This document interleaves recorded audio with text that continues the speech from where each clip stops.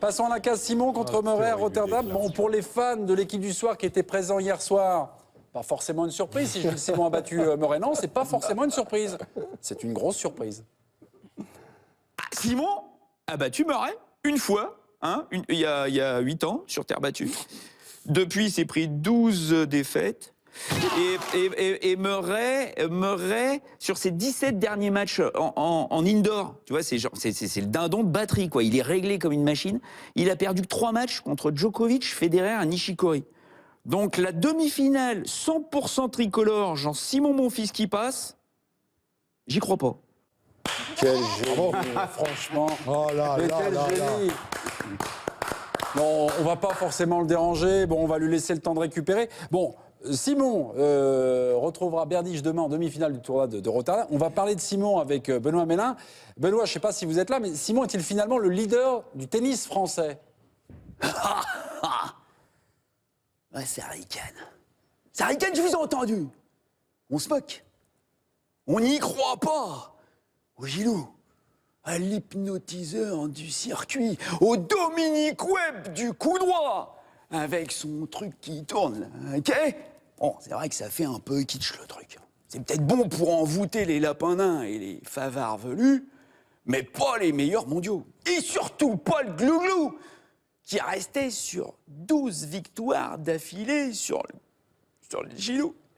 Fallait changer quelque chose, quoi. Alors, ok, on arrête la roue hypnotique. Stop la roue hypnotique. T'as vu le pouvoir? On soporifise plus. Maintenant, on fout droit.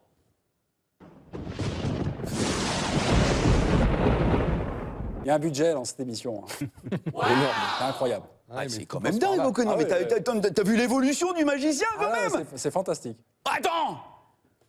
Résultat, une tactique complètement différente. Attention, il était dans l'agression de Gilou. Il a joué longue ligne, en revers, en coup droit, il faisait cavaler Glouglou dans tous les sens.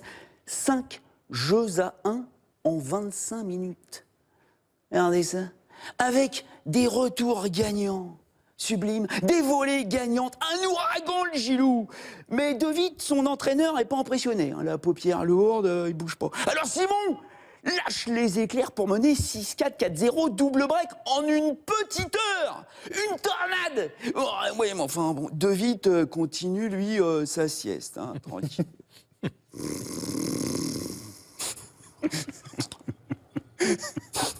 Bah, faut dire que les 2 dernières fois que le Gilou a joué le glouglou, il menait aussi 1-7-0 et break dans le deuxième. Et, ça l'avait pas empêché de perdre à la fin, hein, les 2 rencontres, tu vois. Mais ça, c'était avant. Avant. Oh, ça me plaît, ça. Ça me plaît. Ah, le coup des éclairs, le glouglou, ça l'a tout affolé. Il était tout désorienté. Il savait plus où donner de la raquette. Ça pétait de partout. 6-4, 6-2 en 1h25.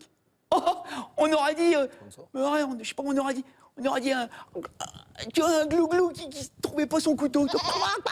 Un boule comme ça. 27 fautes directes. Il savait plus où mettre la balle, le Murray. Il savait plus.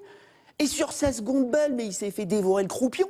7 petits points sur 26 secondes balles. L'autre, il agressait en permanence. Alors, oh, monsieur De Witt, quand même, ça vous la coupe, ça, non? Hein? Non.